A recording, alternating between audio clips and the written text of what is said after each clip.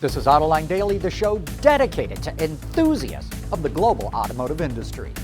We start our coverage in China, where car sales dropped 92% in the first 2 weeks of February due to the coronavirus.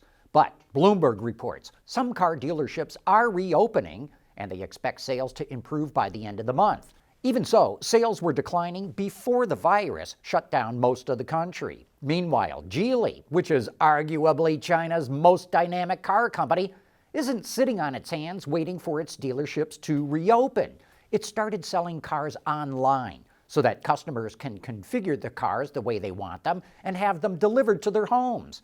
Geely's not the only one doing this. Tesla's been selling cars online in China for several years. But this is the first time that Geely is selling cars directly from its own website. Last year, China cut subsidies for electric vehicles when it learned that some car companies were gaming the system.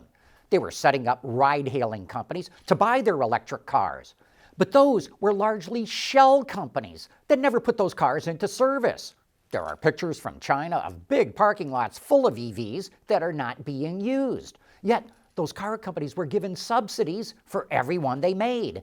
That is a key reason why authorities cut EV subsidies, but that led to a 50% drop in sales. Bloomberg reports the Chinese government will probably extend subsidies for EVs, which were set to completely expire at the end of the year. But as Auto Forecast Solutions reported, roughly 90% of all EV sales in China go to fleets. Only 10% are bought by retail customers. Automakers in Europe face stiff fines if they don't meet emission standards, and BMW says it's not going to face any fines this year or next. BMW's chief financial officer said it will cut CO2 emissions in vehicles by 20% this year, even though it expects sales to increase.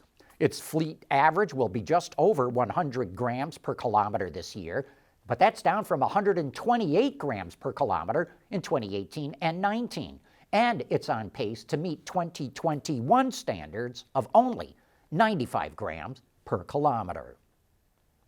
The world is changing at an ever-increasing pace. No matter what the mode of transportation, there is always the need for an efficient propulsion system.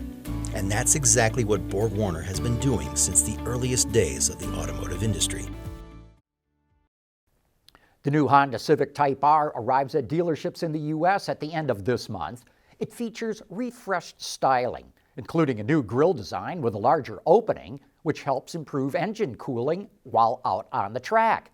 The ride and handling and brakes were upgraded, and it even gets a new shift lever.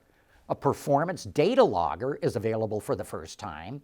That combines the car's onboard computer and sensors with a smartphone app to allow owners to monitor and record the car's performance out on the track. This car is powered by a 2-liter turbo 4-cylinder engine and a 6-speed manual transmission. Woohoo, a manual! And it delivers a combined EPA rating of 25 miles per gallon. But here is what makes us smile. It cranks out 306 horsepower and 295 pound-feet of torque. The starting price is just under $38,000. Volvo just refreshed the S90 and V90. Both models get new fog lights, a different spoiler design, and lower front bumpers. The V90 gets LED tail lamps and a sequential turn indicator.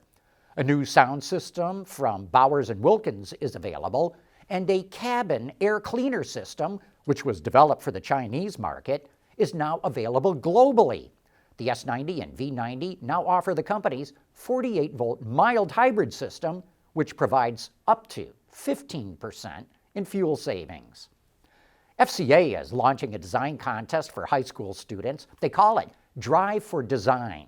It's open to students in grades 10 through 12 in the U.S. Participants have to sketch a Ram truck of the future and turn in their entries by May 1st. 3 winners will be selected, and prizes include a behind-the-scenes tour of FCA's design studio, a scholarship to attend the College for Creative Studies Summer Experience Transportation Design Program, and you also get to serve as a junior judge at the Eyes on Design Classic Car Show. If you're interested, just click the link in the transcript or the description box below. Consumer Reports announced its top 10 vehicle picks for 2020. Models were chosen based on its own tests, as well as survey data from its members. It only considered models that come standard with forward collision warning and automatic emergency braking with pedestrian detection. And the Asian brands dominate this list, especially Toyota, which claimed half of the picks. The Corolla, Prius, Avalon, Supra, and Lexus RX were chosen. Subaru also did well with the Forester and Legacy. And rounding out the list is the Kia Telluride, Honda Ridgeline, and Tesla Model 3. So what do you think? Would any of these vehicles make your top 10 list?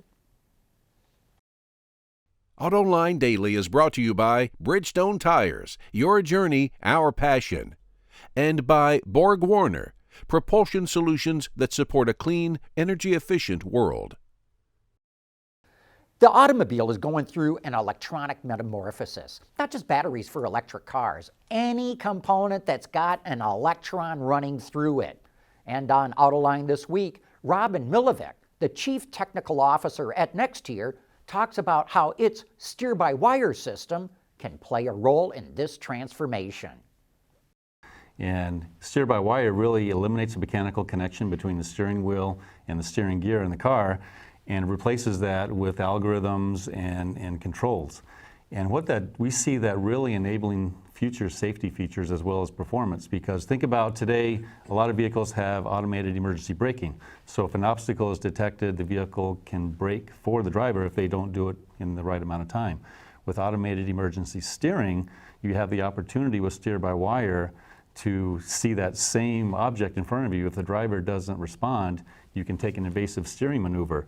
Because steer-by-wire breaks that mechanical connection, you can actually take the driving wheels in one direction while not really affecting the position of the steering wheel. Because if you can think of an emergency maneuver, the steering wheel rapidly moving in front of the driver, you don't want that. It could be dangerous, Right. et cetera. But with steer-by-wire, they're decoupled. So you can actually take that maneuver and not impact the driver. So you're suggesting you actually declutch the steering wheel from the rest of the steering It's system? completely decoupled. Right. And so it opens a whole new opportunity for performance and safety that the drivers wouldn't have had in the past.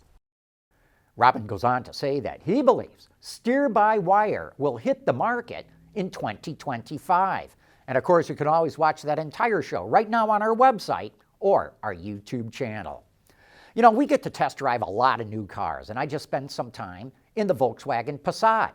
Even though it was redesigned for the 2020 model year, it's a very conservative and conventional-looking car. The shape and form are defined by long, straight, horizontal lines on the front, the rear, and along the sides. The designers played it right down the middle. No flame surfacing on the body panels, no big garish grille, and no fancy schmancy headlamps. Inside, it's the same story. No swoopy dashboard or giant display screen. Instead, you have a layout of conventional controls. There's even a big center pull parking brake, which has disappeared from just about every other car in this class. And yet, everything on this car is so easy to figure out. All the controls are logically laid out and intuitive to use. And the car drives just like you would expect from a Volkswagen, taut, crisp, and responsive. I was really impressed with the amount of legroom in the back seat. You know, this is exactly the kind of car that should appeal to customers who don't want flashy styling or high-tech gimmickry. But here's the thing. Sales are abysmal. So bad, in fact, that there were rumors Volkswagen was going to drop the Passat. VW denies it's going away, but last year sales in the US were down 65%. And while I would happily recommend the Passat to anyone looking for a good sedan, VW is going to have to refigure what it's going to do with this car. And with that, we wrap up today's show, this whole week's worth of shows, so go have a great weekend. We'll see you back here on Monday.